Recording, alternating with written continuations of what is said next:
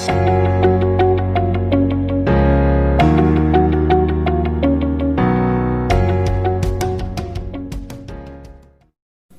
Friends, GK 2020 की इस YouTube channel पर आप सभी का स्वागत है। ये ल्यूसेंट मॉडर्न हिस्ट्री के सीरीज़ का पार्ट है। इस पार्ट में मैं भारत के वायसराय और उनके महत्वपूर्ण कार्यों को डिस्कस करूंगा। ये सारे क्वेश्चन एमसीक्यू के फॉर्म में होंगे ताकि आपको समझ में आए कि एग्ज़ाम में किस तरह से क्वेश्चन पूछे जाते हैं। तो चलिए पहला क्वेश्चन देखते हैं। पहला प्रश्न है, मुस्लिम लीग की स्थापना किस वायसराय के समय किया गया था? तो मुस्लिम लीग की स्थापना लॉर्ड मिंटो के समय किया गया था। लॉर्ड मिंटो के समय मुस्लिम लीग की स्थापना की गई थी। आपको बता दें, मुस्लिम लीग की स्थापना का प्रमुख कारण बंगाल का विभाजन था। बंगाल के विभाजन के बाद बंगाल को दो हिस्सों में बांट दिया गया, एक पूर्वी बंगाल और एक पश्चिमी बंगाल। आज का यह पूर्वी बंगाल बांग्लादेश के नाम से जाना जाता है, बांग्लादेश के नाम से, और पश्चिम बंगाल हमारा वेस्ट बंगाल है। तो इसी पूर्वी बंगाल के ढाका के नवाब आगा खां के नेतृत्व में मुस्लिम लीग की स्थापना की गई थी। अगला प्रश्न देखते हैं। अगला प्रश्न है, मुस्लिम लीग की स्थापना कहाँ की गई थी? तो मुस्लिम लीग की स्थापना ढाका में की गई थी। ढाका के नवाब आगा खां, ढाका के नवाब जो थे आगा खान थे, उन्हीं के नेतृत्व में मुस्लिम लीग की स्थापना की गई थी। कहाँ? तो ढाका में। अगला प्रश्न देखते हैं। अगला प्रश्न है, कांग्रेस का विभाजन किस अधिवेशन में हुआ था? तो कांग्रेस का विभाजन जिस अधिवेशन में हुआ था वो था सूरत अधिवेशन। सूरत अधिवेशन में कांग्रेस दो भागों में बट गई थी, जिनमें से एक थे उदारवादी और दूसरे थे अतिवादी। इन दो गुटों में कांग्रेस का विभाजन 1907 के सूरत अधिवेशन में हुआ था। अब अगला प्रश्न है, मुसलमानों के लिए अलग निर्वाचन व्यवस्था किस अधिनियम के द्वारा किया गया? तो मुसलमानों के लिए अलग निर्वाचन व्यवस्था जिस अधिनियम के द्वारा लाया गया वो था मार्ले मिंटो सुधार 1909। मार्ले मिंटो सुधार 1909 के द्वारा मुसलमानों को पृथक निर्वाचन व्यवस्था किया गया था। आपको बता दें कि 1908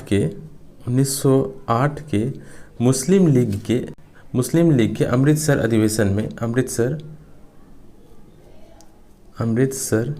अधिवेशन में यह मांग किया गया था कि मुसलमानों के लिए एक पृथक निर्वाचन व्यवस्था किया जाए, जिसे मार्ले मिंटो सुधार 1909 में स्वीकार कर लिया गया था।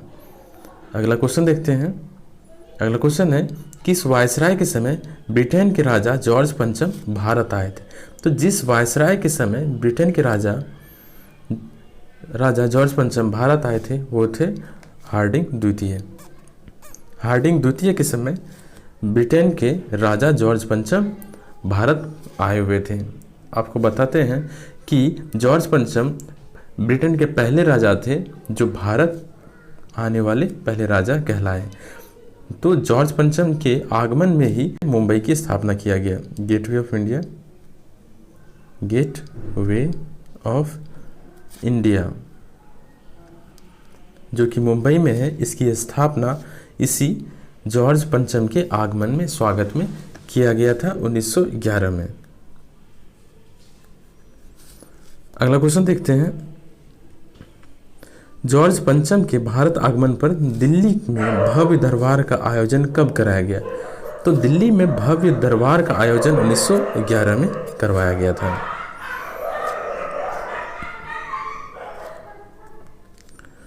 अगला क्वेश्चन देखते हैं। अगला क्वेश्चन है, बंगाल विभाजन को रद्द करने की घोषणा कब किया गया? तो जब ब्रिटेन के राजा जॉर्ज पंचम भारत आए हुए थे तो उसी के समय बंगाल विभाजन को रद्द करने की घोषणा की गई। कब? 1911 में। अच्छा, एक बात जो कई लोग कंफ्यूज करते हैं, मैं भी बहुत कंफ्यूज हुआ कि ये बंगाल विभाजन कौन सा है जिसको कि रद्द किया गया। बंगाल का विभाजन ये है पूर्वी बंगाल और पश्चिम बंगाल के रूप में जो विभाजित किया गया था 1905 ईस्वी में, उसी को रद्द किया गया था। क्योंकि बंगाल के विभाजन बाद में भी किया गया, जिसमें से कि बंगाल का विभाजित करके बिहार और उड़ीसा राज्य भी बनाया गया था। तो ये वो बंगाल विभाजन नहीं था। ये बंगाल विभाजन, पूर्वी बंगाल पश्चिम बंगाल का विभाजन 1905 में जो किया गया था उसको रद्द किया गया था। ये वो वाला है। अगला क्वेश्चन देखते हैं। अगला क्वेश्चन है, कंपनी ने, ईस्ट इंडिया कंपनी ने दिल्ली को भारत की राजधानी कब बनाया? तो ईस्ट इंडिया कंपनी ने दिल्ली को भारत की राजधानी 1912 में बनाया। 1912 में दिल्ली को भारत की राजधानी बनाया। 1911 में जॉर्ज पंचम भारत आए हुए थे, तो उस समय महत्वपूर्ण घटनाएं में से एक ये थी, दिल्ली को भारत की राजधानी बनाया गया, क्योंकि दिल्ली दरबार का आयोजन उसी समय किया गया था, जॉर्ज पंचम के आगमन के समय, और उसी के समय से 1912 में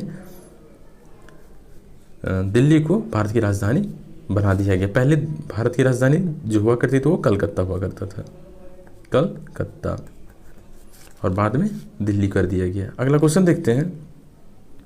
अगला क्वेश्चन है, लॉर्ड हार्डिंग पर बम फेंकने का आरोप में किसे फांसी की सजा दी गई? तो लॉर्ड हार्डिंग पर बम फेंकने के आरोप में जिसे फांसी की सजा दी गई थी वो थे बाल मुकुंद। बाल मुकुंद को लॉर्ड हार्डिंग पर बम फेंकने का आरोप में फांसी की सजा सुनाई गई थी। आपको बताते हैं कि लॉर्ड हार्डिंग पर बम फेंकने का जो एक तरह से कह सकते हैं मास्टरमाइंड था वो थे रास बिहारी बोस। रास बिहारी बोस, उस अभियुक्त में से बाल मुकुंद को फांसी दी गई थी और रास बिहारी बोस जापान भाग गए थे। अगला क्वेश्चन है, प्रथम विश्व युद्ध की शुरुआत किस वायसराय के समय हुई थी? तो आपको पता है कि प्रथम विश्व युद्ध 1914 से 1918 के बीच लड़ा गया था। तो जिस समय प्रथम विश्व युद्ध लड़ा गया था तो उस समय भारत के जो वायसराय थे वो थे हार्डिंग द्वितीय प्रथम विश्व युद्ध के समय भारत के वायसराय थे। अगला क्वेश्चन देखते हैं। अगला क्वेश्चन है, मुंबई क्रॉनिकल पत्रिका का प्रकाशन किसने किया था? तो मुंबई क्रॉनिकल पत्रिका का जब प्रकाशन किया था वो किया था फिरोज मेहता ने मुंबई क्रॉनिकल पत्रिका का प्रकाशन किया था। अगला प्रश्न देखते हैं। अगला प्रश्न है, प्रताप पत्रिका का प्रकाशन किसने किया था? तो प्रताप पत्रिका का प्रकाशन जिसने किया था वे थे गणेश शंकर विद्यार्थी ने प्रताप पत्रिका का प्रकाशन किया था। अगला प्रश्न है, लॉर्ड हार्डिंग को कब बनारस हिंदू विश्वविद्यालय का कुलपति नियुक्त किया गया? तो कुलपति जो लॉर्ड हार्डिंग को बनाया गया था वो बनाया गया था 1916 में बनाया गया था। आपको एक और बात बता दें, बनारस हिंदू विश्वविद्यालय को पहले बनारस हिंदू विश्वविद्यालय ने काशी हिंदू विश्वविद्यालय के नाम से जाना जाता था, और इसकी स्थापना मदन मोहन मालवीय ने 1916 में की थी, उसी समय की थी। और उसी समय BHU मतलब काशी हिंदू विश्वविद्यालय की कुलाधिपति लॉर्ड हार्डिंग को बनाया गया था 1916 में, और 1916 में ही काशी विश्वविद्यालय की हिंदू विश्वविद्यालय की स्थापना भी की गई थी। अगला प्रश्न है, कांग्रेस का एकीकरण किस अधिवेशन के बाद हुआ? तो कांग्रेस का एकीकरण जिस अधिवेशन के बाद हुआ था वो था लखनऊ अधिवेशन 1916 में। कांग्रेस का विभाजन सूरत अधिवेशन 1907 में हो गया था, और लखनऊ अधिवेशन 1916 में इसका फिर से एकीकरण हो गया। लखनऊ अधिवेशन में मोहम्मद अली जिन्ना के द्वारा यह मांग की गई थी कि अल्पसंख्यकों को पर्याप्त मात्रा में प्रतिनिधित्व मिले, मतलब चुनाव के लिए जो प्रतिनिधि था वो पर्याप्त मात्रा में मिले, और उस मांग को इस लखनऊ अधिवेशन 1916 में मांग को मान लिया गया, जिसके बाद कांग्रेस का एकीकरण हो गया और मुस्लिम लीग और कांग्रेस का फिर से मिलन हो गया। तो इसी को लखनऊ अधिवेशन 1916 के नाम से भी जाना जाता है। अगला प्रश्न है, पुणे में महिला विश्वविद्यालय की स्थापना कब की गई? तो इसका आंसर है 1916। पुणे में महिला विश्वविद्यालय की स्थापना 1916 में की गई थी। 1916 में ही काशी विश्वविद्यालय की भी स्थापना की गई, और पुणे महिला विश्वविद्यालय की भी स्थापना 1916 में ही की गई। आपको बता दें कि पुणे की यह महिला विश्वविद्यालय भारत की पहला महिला विश्वविद्यालय, अगर पूछ ले एग्जाम में कि भारत के पहला महिला विश्वविद्यालय की स्थापना कहाँ किया गया, तो पुणे में किया गया। कब? 1916 में।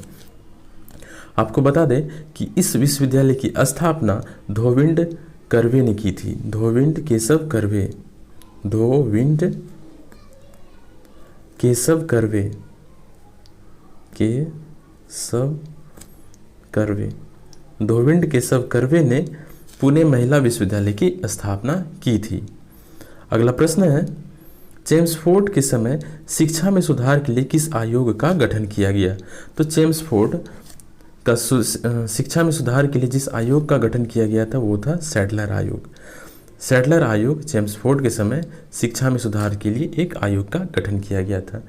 इस सैडलर आयोग की प्रमुख विशेषता ये थी कि स्नातक को 3 वर्ष का इसी सैडलर आयोग की सिफारिश पे किया गया था। साथ ही +2 एजुकेशन, +2 जो हम लोग अभी हो रहा है +2 एजुकेशन, उसकी भी व्यवस्था इसी के समय से की गई थी। अगला प्रश्न है, रोलैक्ट एक्ट कब पास किया गया? तो रोलैक्ट एक्ट जिस समय पास किया गया था वो 1919 में रोलैक्ट एक्ट पास कर दिया गया था। इस रोलैक्ट एक्ट को काला कानून के नाम से भी जाना जाता है।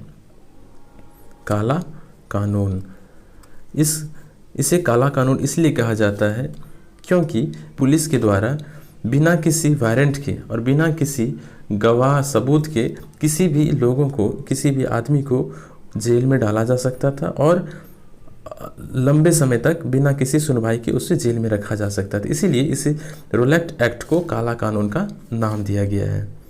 अगला प्रश्न है, तृतीय अफगान युद्ध किस वायसराय के समय लड़ा गया था? तो तृतीय अफगान युद्ध जिस वायसराय के समय लड़ा गया था वह थे लॉर्ड चेम्सफोर्ड। लॉर्ड चेम्सफोर्ड के समय ही तृतीय आंग्ल अफगान युद्ध लड़ा गया। अच्छा, तृतीय आंग्ल अफगान युद्ध किस ट्रीटी से, किस संधि से समाप्त हुआ? तो वो था treaty of Rawalpindi. Treaty of Rawalpindi, Rawalpindi. इसी के समय में ड्यूरेंट रेखा का निर्धारण किया गया। ड्यूरेंट रेखा, ड्यूरेंट लाइन जो कि भारत और अफगानिस्तान के बीच होता है, इसी ड्यूरेंट रेखा के इसी तृतीय अफगान युद्ध के समय निर्धारित किया गया था चेम्सफोर्ड के समय। अगला प्रश्न है, चौरी चौरा की घटना किस वायसराय के समय घटित हुई थी? तो चौरी चौरा की घटना जिस वायसराय के समय घटित हुई थी वे थे लॉर्ड रीडिंग। लॉर्ड रीडिंग के समय चौरी चौरा की घटना हुई थी। इस चौरी चौरा की घटना में क्या हुआ था कि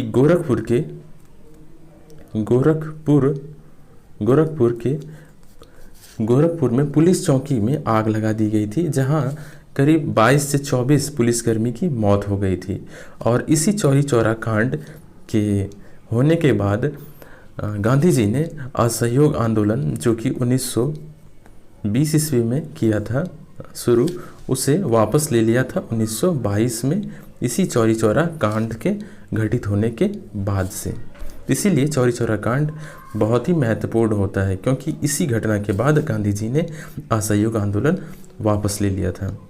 अगला प्रश्न है, चित्तरंजन दास और मोतीलाल नेहरू ने किस पार्टी की स्थापना की थी? चित्तरंजन दास और मोतीलाल नेहरू ने जिस पार्टी की स्थापना की थी वो था स्वराज पार्टी। स्वराज पार्टी की स्थापना चित्तरंजन दास और मोतीलाल नेहरू ने की थी। अच्छा, पहले से ही कांग्रेस पार्टी का था, गठन किया हुआ था, तो फिर से स्वराज पार्टी की स्थापना क्यों की गई?